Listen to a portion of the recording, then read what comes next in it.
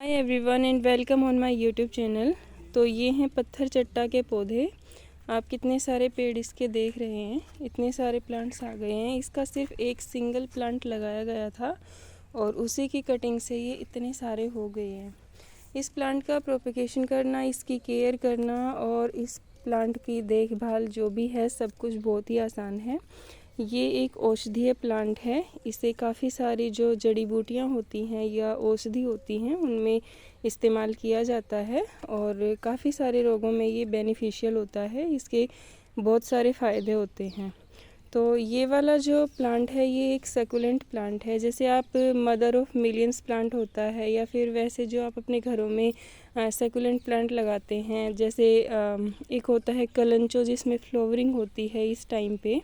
तो कलंचो की भी पत्तियां कुछ इस तरीके की होती हैं। तो ये उसी फैमिली का प्लांट है और उनमें फ्लावरिंग होती है। और ये वाला जो प्लांट है ये औषधियों में काम आता है।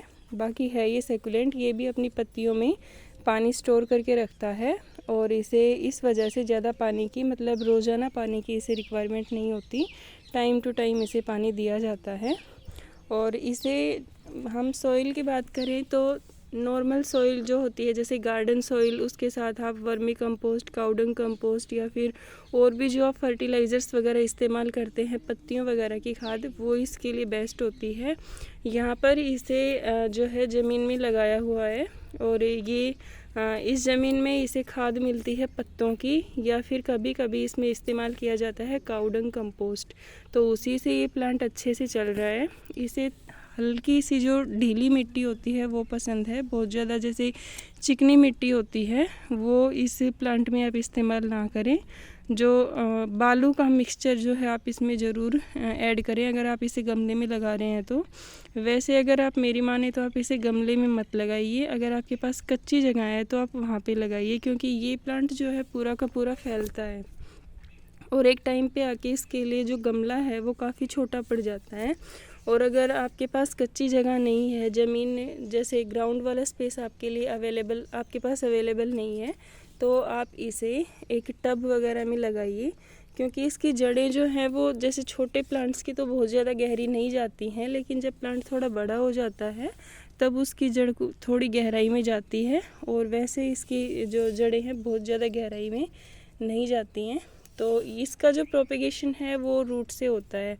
जैसे आप देख रहे हैं ये जो पौधा है ये इसकी रूट से निकले हुए हैं, यानी कि पप्स बनते हैं, इसके छोटे छोटे बेबी प्लांट्स बनते हैं। जैसे ये जो डालियाँ होती हैं इसका स्टेम होता है ये झुक जाता है जैसे बड़ा होने पे और अपना बैलेंस नहीं बना पाता तो ये थोड़ा सा झुक जाता है और उसी झुकाव से जब ये ज़मीन में गिरता है तो इसमें और भी सारे पप्स निकलते हैं। जैसे यहाँ पे निकला हुआ है एक, तो और दूसरा मैं आपको दिखाऊं तो ये वाला स्टेम आप देखिए, इस स्टेम से इसमें कितने सारे पप्स आए हुए हैं और इस तरीके से इसका प्रोपेगेशन किया जाता है। बाकी इसकी जो रूट्स होती हैं उनके आसपास भी इसमें छोटे छोटे बेबी प्लांट्स आते हैं जो आप यहाँ पे देख रहे हैं।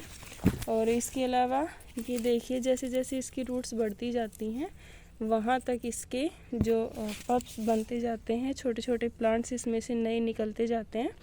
तो इसका मतलब है कि आपको एक पत्थर चट्टा का प्लांट लेने के बजाय बार बार इसे बहुत सारे प्लांट लेने की ज़रूरत नहीं है, यानी कि एक से ही आप कई सारे बना सकते हैं।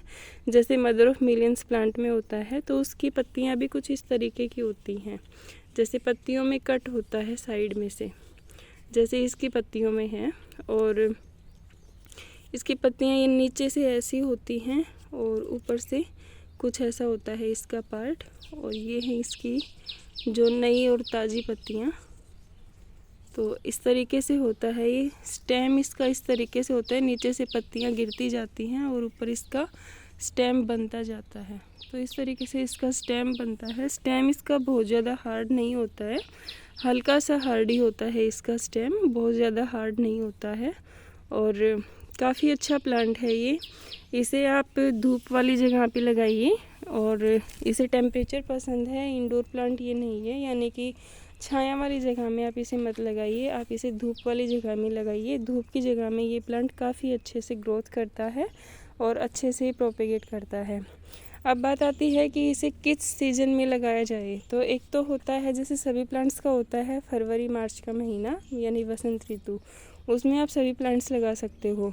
दूसरा होता है कि किस मौसम में ज़्यादा बढ़ता है, तो जो बरसात का मौसम होता है, मानसून का टाइम होता है, उस टाइम पे ये प्लांट सबसे ज़्यादा फैलता है। तो उस टाइम पे आप इसका प्रोपेगेशन कर सकते हैं, ये पौधा लगा सकते हैं। और इसका जो प्रोपेगेशन का जो मेन टाइम है, इसे मानसून ही माना जाता है। तो उस टाइम पे आप इससे काफ़ी सारे प्लांट्स ले सकते हैं। उससे पहले ये इतना ज़्यादा प्रोपेगेट नहीं करता है। वैसे आप साल भर इसे कभी भी लगा सकते हैं। और लगाते टाइम ये ध्यान रखना है कि आपको कम से कम इसके लिए 12 इंच का गमला लेना है, यानी डायमीटर उसका अच्छा सा होना चाहिए, डेप्थ चाहे उसकी कम हो। और सालों साल चलने वाला ये पौधा है। एंड पानी जो है, मैंने आपको बताया कि इसे डेली पानी की वाटरिंग की जो है ज़रूरत नहीं होती। आप वीक में 2 बार इसे पानी दे सकते हैं, 3 बार दे सकते हैं। ये डिपेंड करता है कि आपने इसको कहाँ पे लगाया हुआ है। गमला भी हम जैसे किसी भी तरह के गमले में इसे लगाते हैं तो उस हिसाब से देखना पड़ता है, क्योंकि सीमेंट का जो गमला है वो पानी को जल्दी सोख लेता है, मिट्टी का गमला जल्दी से पानी को सोख लेता है। तो आप इसे प्लास्टिक के गमले में लगाएंगे तो वो सही रहेगा। सबसे बेस्ट है कि आप इसे एक टब में लगाइए, अगर आपके पास जो है खाली जगह, कच्ची ज़मीन नहीं है तो।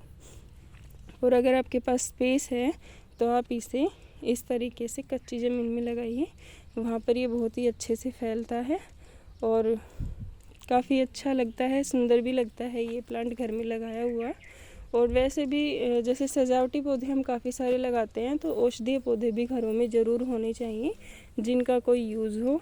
अब इसको यूज़ कैसे करना है तो वो आप किसी एक्सपर्ट से पूछ सकते हैं कि इन्हें किस तरीके से यूज़ करना है, क्योंकि कहते हैं कि स्टोन प्रॉब्लम में भी इस प्लांट का इस्तेमाल किया जाता है। इसकी पत्तियों को खाया जाता है, तो वो पीस कर खाया जाता है या डायरेक्ट तोड़ कर खाया जाता है, या फिर किस चीज़ के साथ इसे खाया जाता है। तो उसके लिए आप खाने से पहले किसी एक्सपर्ट की सलाह ज़रूर ले लें। एंड बाकी प्लांट की केयर करना बहुत आसान है, बहुत इजीली आप इसे लगा सकते हैं, रख सकते हैं अपने पास। एंड आई होप आपको मेरा ये वीडियो पसंद आया होगा। अगर आपको कोई क्वेश्चन है तो आप मुझसे कमेंट के ज़रिए पूछ सकते हैं। एंड वीडियो पसंद आया हो तो प्लीज़ लाइक कीजिए और मेरे चैनल को सब्सक्राइब कीजिए। मिलते हैं नेक्स्ट वीडियो में, तब तक के लिए bye bye, take care, stay happy and healthy. Thank you.